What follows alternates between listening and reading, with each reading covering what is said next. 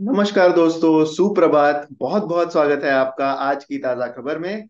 चलिए शुरू करते हैं हम ग्लोबल इकोनॉमी के साथ। जहां पर सबसे पहली न्यूज ये है कि कुछ एक्सपर्ट्स का ये मानना है कि डिफ्लेशन की वजह से हो सकता है कि यूएस इकोनॉमी को रेट कट करना पड़े as early as March 2024। Already deflation की बातें यहाँ पर होना शुरू हो गया है।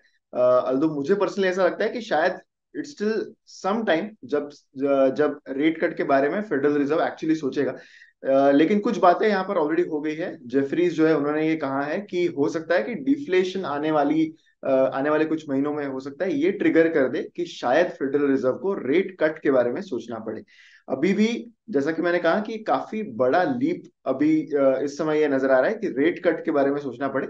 लेकिन मार्च में उनकी एक मीटिंग होने वाली है, तो उस समय हो सकता है कि फेडरल रिजर्व रेट कट के बारे में सोचेगा। ऐसे कुछ एक्सपर्ट्स का यहाँ पर मानना है। आने वाले कुछ समय से आने वाले जो नंबर्स है उसमें यही दिखाई दे रहा है कि ग्रोथ थोड़ी बहुत स्लो डाउन होती हुई नजर आ रही है। उतनी एक्सपेक्टेशन नहीं थी कि इतनी भी ग्रोथ होगी, बट स्टिल हो सकता है कि जो नंबर्स आगे आएंगे, क्योंकि रेट अभी करंटली बहुत एक ऑल टाइम हाई पर ऑलरेडी है।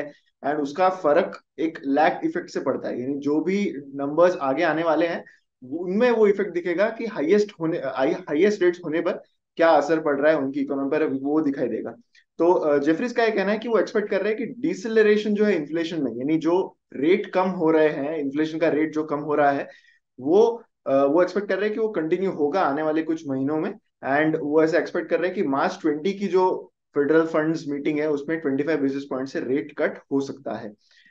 जिस स्पीड से जो स्पीड लगेगी उनको रेट कट करने की वो भी काफी तेज हो सकती है जहां पर जरूरत पड़ेगी उनकी इकोनॉमी को। तो वैसे वो एक्सपेक्ट कर रहे हैं कि 50 बेसिस पॉइंट्स का रेट कट उनके चार मीटिंग्स में उसके आगे आने वाले चार मीटिंग्स है वहां पर ये हो सकता है। एंड बाय एंड ऑफ 2024, यानी एक साल बाद, हो सकता है कि जो फेडरल फंड्स रेट है that will bottom at around 2.75 to 3%। अभी भी the stocks are too much into the future, बहुत सारी चीजें तब तक चेंज हो सकती है। चाहे ये एक्सपर्ट्स का ये मानना होगा, लेकिन हमें उतने आगे देखने की बजाय यही देखना होगा कि आने वाले महीनों में क्या इन्फ्लेशन के रेट्स होंगे, क्या जीडीपी ग्रोथ रेट्स होंगे। एंड उसी से हमें पता चलेगा कि फेडरल रिजर्व क्या आगे का स्टेप लेने वाला है। अब बढ़ते हैं इंडियन इकोनॉमी की ओर। इंडियन इकोनॉमी से रिलेटेड सबसे बड़ी न्यूज कल यही थी कि चार मेजर स्टेट्स के इलेक्शंस, उसमें से दो तीन स्टेट्स तो काफी मेजर है जो हमारे हार्टलैंड स्टेट जिन्हें कहा जाता है, तो उनके इलेक्शन के रिजल्ट्स आए थे। पॉलिटिकल न्यूज होने के साथ साथ ये एक स्टॉक मार्केट रिलेटेड न्यूज भी है, बिकॉज इसका असर स्टॉक मार्केट्स पर काफी पड़ सकता है। आज हमें ये देखना होगा कि जो स्टॉक मार्केट्स है वो इस चीज को किस तरह से लेते हैं। बीजेपी जो सेंटर में रूलिंग पार्टी है, it is set to form government in three states out of the four जिनके इलेक्शंस के रिजल्ट्स कल अनाउंस हुए थे।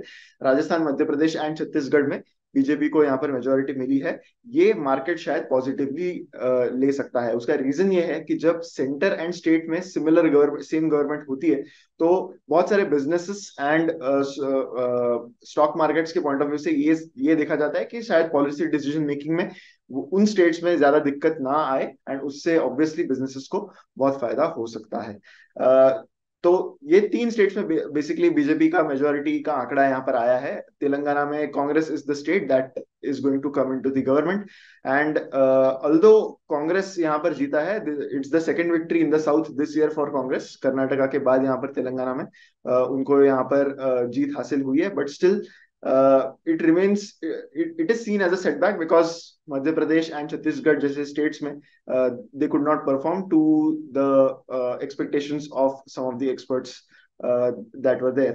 General tendency, like I said, market की यही होती है कि जब सिमिलर पार्टी होती है दोनों गवर्नमेंट्स में, तो it can be taken positively by the stock market. तो आज हमें देखना होगा कि किस तरह का रिएक्शन स्टॉक मार्केट इस न्यूज के लिए देता है। रूफटॉप सोलर इंस्टॉलेशंस जो है उनमें राइज आया है by 34.7% in the July to September quarter, and it has now reached 431 megawatts. This is as per a research agencies report. तो मैंने पिछले हफ्ते ही एक न्यूज दी थी कि सोलर इंस्टॉलेशंस इस साल इंडिया में कम हो गए, लेकिन रूफटॉप सोलर इंस्टॉलेशंस में उतना बड़ा डिक्रीज दिखाई नहीं दे रहा है। जो कैपेसिटी एडिशन हुआ है इस साल में, अब तक जो हुआ है in the first 9 months of 2023 calendar year की मैं बात कर रहा हूँ, तो फर्स्ट 9 मंथ्स ऑफ 2023 में जो इंस्टॉलेशंस हुए रूफटॉप इंस्टॉलेशंस, वो 1.3 गीगावाट के हुए हैं, जबकि पिछले साल during this same 9 months it was 1.2 gigawatts. तो काफी अच्छा इंक्रीज यहाँ पर दिखाई दे रहा है। द मेन रीजन इज कि सिग्निफिकेंट ड्रॉप आया है इन द मॉड्यूल प्राइसेस, जो चीज मैंने पिछले हफ्ते में भी बताई थी न्यूज में। तो उसकी वजह से प्रोक्योरमेंट एक्टिविटीज काफी बढ़ गई है, एंड रूफटॉप सोलर इन्वेस्टमेंट जो है वो भी अच्छे से बढ़ती हुई नजर आई है। आने वाले 2 क्वार्टर्स में भी ये इन्वेस्टमेंट्स अच्छे से बढ़ती हुई नजर आएंगी, ऐसा मोर और लेस मानना करेंटली है of all the reports that are coming through. Majority जो इंस्टॉलेशन हुए हैं वो रेसिडेंशियल सेगमेंट में ही हुए हैं, which is not a surprise, because industrial segment जो चीज रिप्रेजेंट करता है वो मैंने आपको बताई थी पिछले हफ्ते में, that is more on the industrial side, कि जो भी इंस्टॉलेशन हो रहे हैं उसमें एक तो प्रोजेक्ट डिलेज की वजह से भी बहुत सारी चीजें लैग्ड थी, एंड कॉस्ट कम होते हुए देखते हुए बहुत सारे डेवलपर्स ये कर रहे हैं कि वो पोस्टपोन कर रहे हैं चीजें, ताकि वो और भी सस्ते रेट्स में ये इंस्टॉलेशन कर पाए। During the quarter average rooftop solar system cost जो है वो भी 13.4% से गिर गई है on year on year basis, and 5% से क्वार्टर ऑन क्वार्टर बेसिस पर भी ये गिरती हुई नजर आई है। अगर हम स्टेट्स की बात करें तो Gujarat is currently leading the rooftop solar installations, contributing to around 27% of the cumulative installations, followed by Maharashtra and Rajasthan. Banking lending to private corporates has risen by 14.9% in September. This is as per the RBI data that was released in the at the end of the last week. तो इस data के अनुसार private corporate sector जो है वहां पर काफी अच्छा लेंडिंग में इंक्रीज, यानी लोन्स के इंक्रीज अच्छे से दिखाई दे रहे हैं। पिछले साल पे ये रेट 14.7% था, तो वहां से ये बढ़ता हुआ नजर आ रहा है according to the RBI data. एक और सेट ऑफ डेटा, काफी सारे सेट्स ऑफ डेटा यहाँ पर रिलीज हुए हैं, तो उसके मुताबिक जो सेंट्रल बैंक का जो डेटा रिलीज है उसके हिसाब से जो भी शॉर्ट टर्म डिपॉजिट्स है जो बैंक्स को लेने होते हैं टू फंड देयर असेट्स, तो उनमें जो भी असेट्स 6 to 8% के इंटरेस्ट रेट पर उनको लेने होते हैं, उनमें 78.6% का इंक्रीज नजर आया है इन सितंबर 2023, एज अगेंस्ट 12.5% जो मार्च 2022 में था। That is not surprising, because पिछले 1.5 साल में इंटरेस्ट रेट्स भी इतने ज्यादा बढ़ गए हैं, तो उस वजह से जो भी हायर कॉस्टिंग डिपॉजिट्स है उनमें इंक्रीज दिखना यहाँ पर काफी स्वाभाविक है। इसके अलावा जो आउटस्टैंडिंग क्रेडिट ऑफ बैंक्स है एट सितंबर एंड 2023, उसमें इंडस्ट्रियल लोन्स जो है they accounted for 1/4 portion of the total banking credit, and they have increased by 8.6% on a year on year basis in September 2022। And उसके अलावा एक और चीज जो हमेशा से थीम बनता आया है कि प्राइवेट सेक्टर बैंक्स जो है they have contributed to faster credit growth compared to the public sector banks. So this is something that has continued its trend from the last few quarters. अगली news है GST collections के बारे में। नवंबर का month just खत्म हुआ है, so GST collections बहुत सारे ऑटो सेल्स नंबर्स, ये सारे डेटा अभी आना शुरू हो गए हैं। जीएसटी कलेक्शंस के मुताबिक नवंबर के मंथ में 1.68 लाख करोड़ का जीएसटी कलेक्शन रहा, एंड अल्दो ये नंबर जो है वो पिछले महीने से कम है। अक्टूबर के मंथ में जो रिसीट्स थे गवर्नमेंट को जो मिले that were 1.72 lakh crore. So mainly एक चीज तो ये है कि जो भी कलेक्शन अक्टूबर के मंथ में होते हैं, नवंबर के मंथ में होते हैं for the GST, that pertains to the sale that was made in the month of October. तो एक महीने पहले के सेल के रिलेटेड जीएसटी कलेक्शंस वो अगले महीने में आते हैं, तो ये बात हमें ध्यान में रखनी है। सो बहुत सारे फेस्टिव रिलेटेड चीजें जो भी थी, जो to the buildup of festive season थे, तो वो बहुत सारे हो गए थे इन द अक्टूबर मंथ, तो उसका कलेक्शन ऑब्वियसली नवंबर मंथ में काफी अच्छा यहाँ पर नजर आया है।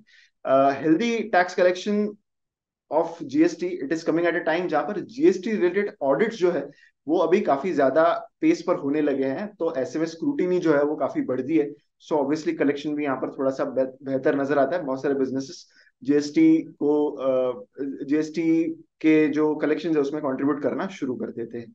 मंथली जीएसटी कलेक्शंस की अगर हम बात करें तो अभी भी अप्रैल मंथ का जीएसटी कलेक्शन, अप्रैल 2023 का कलेक्शन ऑफ 1.87 लाख करोड़, वो अभी भी सबसे ज्यादा है। उसके मुकाबले में अब तक आने वाले महीनों में उतना कलेक्शन नजर नहीं आया। ऑब्वियसली दैट परटेन्स टू मार्च 2023 जब फाइनेंशियल ईयर एंड होता है, so obviously it is quite understandable कि तब ज्यादा कलेक्शन होना है। क्यूमुलेटिव ग्रोथ की अगर हालांकि बात करें हम, तो अप्रैल से नवंबर में जो क्यूमुलेटिव ग्रोथ आई है that has worked out to 11.87% growth in the GST collection, which is closer to the nominal GDP economic growth जो हमने टारगेट की है ऑफ अराउंड 10.5%। तो उसके मुकाबले यहाँ पर जीएसटी कलेक्शंस अच्छे से ग्रो होते हुए नजर आ रहे हैं। बहुत सारा पुश आउट ऑफ इन्वेंट्री हुआ है ahead of the festive season, so like I said that is one key reason why GST collection numbers have remained quite good in the last few months. अब बढ़ते हैं कुछ stock wise updates की ओर। सबसे पहली update यहाँ पर है भारती टेलीकॉम यानी भारती एयरटेल से रिलेटेड। तो भारती टेलीकॉम ने अपना स्टेक जो है भारती एयरटेल में वो बूस्ट कर दिया है with an investment of 8,300 crore in the company. इससे इनका shareholding in Bharti Airtel अब हो चुका है 39.7%। हालांकि मेनली प्रोमोटर होल्डिंग जो है उसमें ज्यादा फर्क नहीं आएगा एंड उसका रीजन मैं आपको आगे बताऊंगा।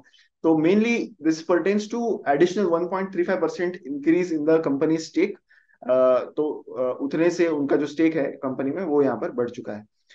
According to the data release by NSC, Bhartiya Telecom ने परचेज किए more than 8.11 crore shares of the company and they were at an average price of 1,233 rupees. एक रीजन जो मैंने बताया कि क्यों प्रोमोटर शेयरहोल्डिंग में ज्यादा फर्क नहीं आएगा, बिकॉज अनदर प्रोमोटर को that is Indian continent investment limited, उन्होंने ऑफलोड किए same number of shares. So possibly this is as a result of a bulk deal. तो उसके मुताबिक यहाँ पर शेयर होल्डिंग जो है वो सिर्फ रीबैलेंस हो गई है एंड भारतीय telecom is now holding more percentage of shares. कुछ अच्छे नंबर्स यहाँ पर रिपोर्ट हुए हैं through the auto sector. Domestic car के सेल्स नंबर्स आ गए हैं for the month of November. So car makers had a very good month of November, mainly because of the festive season. Festive season इस बार नवंबर month में था, पिछले साल अक्टूबर month में था। So mainly that relates to the Diwali season. So उसकी वजह से काफी अच्छे नंबर्स यहाँ पर रिपोर्ट करते हुए नजर आए। इंडस्ट्री एनालिस्ट का ये कहना है कि around the estimates are around 3,35,000 units of vehicles were sold in the last month, that is the month of November 2023। Year on year basis पे बात करें तो 3.9% का इंक्रीज है। पिछले साल अराउंड 3,22,000 यूनिट्स का सेल हुआ था। सो that is a good increase in this particular month. Cumulatively हालांकि अगर हम देखें तो ये नंबर और बेटर है। क्यूमुलेटिवली अप्रैल से नवंबर की बात करें तो अराउंड 28 लाख यूनिट्स बेचे गए हैं, which is an increase of around 7.9% compared to the same period in the previous year. India का largest car maker that is Maruti Suzuki का ये रिपोर्टिंग है कि it has seen a 3.39% increase in the total sales in the month of November. उनके 1.64 lakh units जो है वो बेचे गए in the November month. So that's a good increase for them as well. एक तो ये एक चीज है कि पिछले साल के मुकाबले इस साल सेमीकंडक्टर की अवेलेबिलिटी इस साल बेटर रही। So that boards well for the production and sales both of car making companies and obviously festive season इस बार 15 डेज नवंबर में आ गए। तो उस वजह से robust sales and better volumes इस महीने में देखे गए। So that was it for the stock market news. अब बढ़ते हैं हमारे फाइनल सेक्शन पे, that is the believe it और नॉट सेक्शन। तो यहाँ पर एक छोटा सा इंसिडेंट जो मैंने पिछले हफ्ते पढ़ा था एंड दैट वाज अबाउट कि नेटफ्लिक्स ऑब्वियसली एक बहुत बड़ा स्ट्रीमिंग कंपनी है, बहुत बड़ी मीडिया कंपनी है, तो बहुत सारी चीजें वो खुद प्रोड्यूस करती है। तो ऐसे ही इन्होंने एक फिल्म के डायरेक्टर को 11 मिलियन डॉलर्स दिए थे फॉर प्रोड्यूसिंग सीरीज। एंड ऐसा पिछले पिछले हफ्ते में उन्होंने ये फाइंड आउट किया कि उसमें से मैक्सिमम जो अमाउंट है वो इस फिल्म मेकर ने ऑप्शन ट्रेडिंग में गवा दिए हैं। So that is not a very different story from what happens to a lot of option traders, although वो बहुत छोटे स्केल पर होता है इसके मुकाबले।